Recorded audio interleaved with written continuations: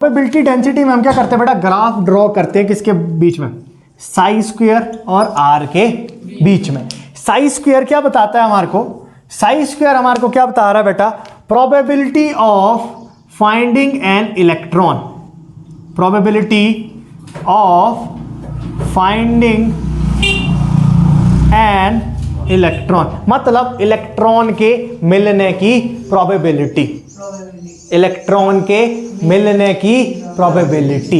देखो इलेक्ट्रॉन की particular location हमको पता नहीं है, बट जब एक्सपेरिमेंट्स किए गए, इक्वेशंस को सॉल्व किया गया, तो अगर मैं 1s ऑर्बिटल के लिए क्या करूं बेटा, ग्राफ बनाऊं। किसके लिए ग्राफ बनाऊं, 1s ऑर्बिटल के लिए क्या करूं बेटा, ग्राफ बनाऊं। तो अगर हम 1s ऑर्बिटल के लिए ग्राफ बनाएंगे तो वो क्या बनेगा बेटा, कुछ इस तरह का बनेगा।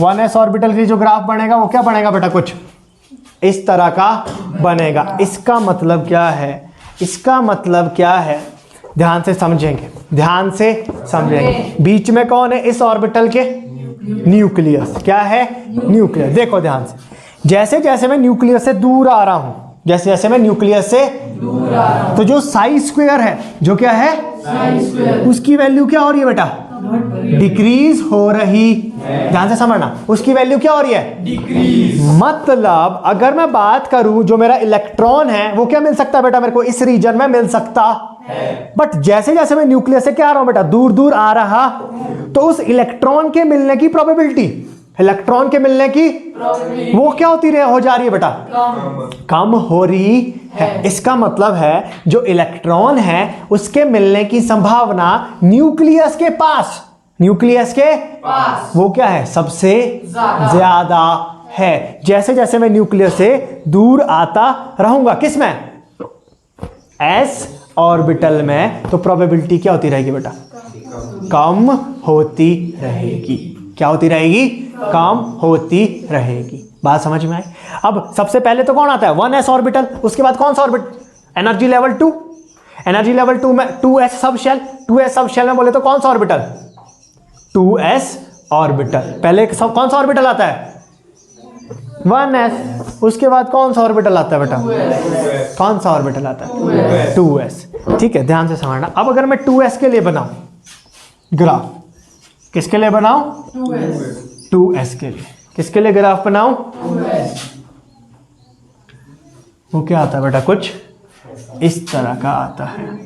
वो क्या आता है, कुछ इस तरह का आता है। ये वाला पोर्शन है किसका, 1s का, ये वाला पोर्शन है 2s का।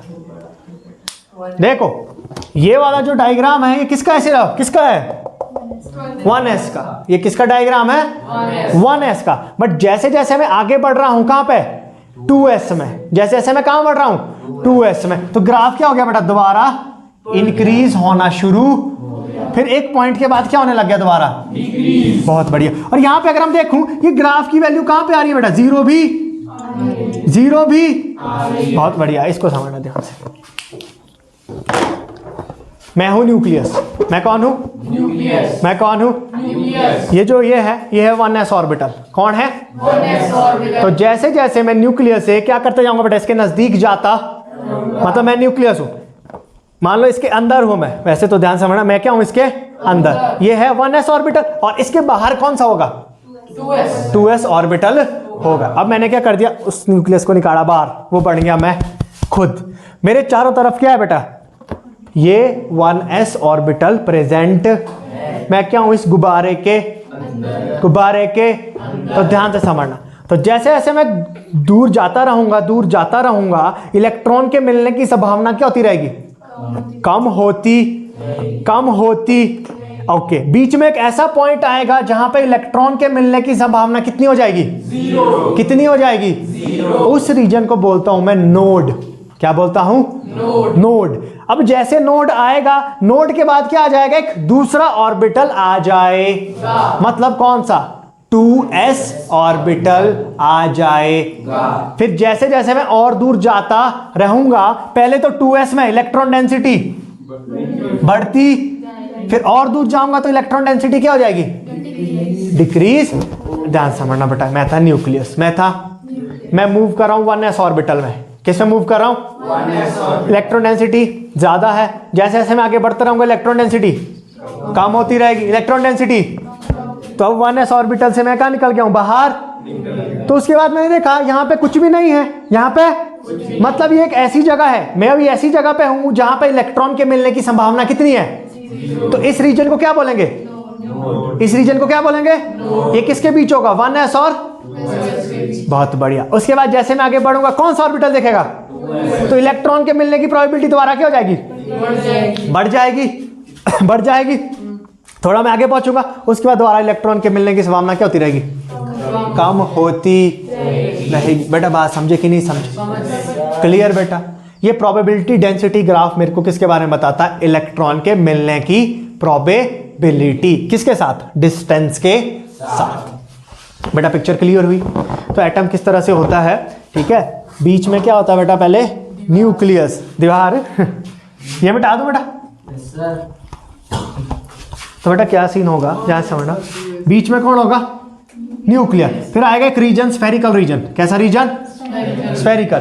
तो ये s ऑर्बिटल है, तो इलेक्ट्रॉन के मिलने की प्रोबेबिलिटी हर जगह क्या होगी, हर जगह क्या होगी, हर जगह क्या होगी बेटा, सेम। यानी कभी भी क्या होता है, s ऑर्बिटल में कोई डायरेक्शनल कैरेक्टरिस्टिक, चाहे मैं इस डायरेक्शन में जाऊं, चाहे मैं इस डायरेक्शन जाऊं, इलेक्ट्रॉन डेंसिटी हर जगह क्या होगी, सेम। तो s ऑर्बिटल में हूं, अभी मैं 1s ऑर्बिटल में हूं, कहां पे हूं, क्लियर। अब मैं क्या निकलना है, इसे बाहर निकलना है, क्या निकलना है, इसके बाहर एक ऐसा रीजन आएगा, इसके बाहर क्या आएगा, एक ऐसा रीजन आएगा जहां पे इलेक्ट्रॉन के मिलने की प्रोबेबिलिटी दोबारा क्या हो जाएगी, जीरो हो जाएगी। ध्यान समझना, मैं इस तरह से ड्रॉ कर रहा हूं समझने के लिए, ठीक है। ध्यान समझना, ये रीजन कौन सा था, 1s का, इस रीजन से निकला बाहर, इस रीजन से निकला, तो जो ये वाली जगह है, जो ये वाली जगह है, जो मैं रेड कहां गया, जो मैं किससे बना रहा हूं बेटा, रेड कलर से बना रहा, ये जो रीजन है यहां पे इलेक्ट्रॉन के मिलने की संभावना क्या है, यहां पे इलेक्ट्रॉन के मिलने की संभावना क्या है, तो इस जगह को हम क्या बोलते हैं बेटा, क्या बोलते हैं। फिर जैसे ही मैं नोड से और आगे पहुंचा, नोड से, उसके बाद मेरे को कौन सा रीजन मिल गया, 2s का रीजन। तो यहां पे दोबारा इलेक्ट्रॉन के मिलने की प्रोबेबिलिटी क्या होती रही, बढ़ती बढ़ती। बात समझ में आई। उसके बाद 2s के बाद किस पे पहुंचूंगा मैं, 2p पे। कहां पे पहुंचूंगा, क्योंकि जो एनर्जी शेल 2 है उसमें कितने ऑर्बिटल है और कितने सब शेल है, एक है 2s, एक है, बेटा बात समझ में आई, क्लियर। तो 2s के बाद कौन मिलेंगे मेरे को, 2p मिलेंगे। इस तरह से क्या होता है बेटा, इलेक्ट्रॉन्स का डिस्ट्रीब्यूशन होता है, क्लियर बेटा। तो ये थी आपकी प्रोबेबिलिटी डेंसिटी, ओके जी, ठीक है जी।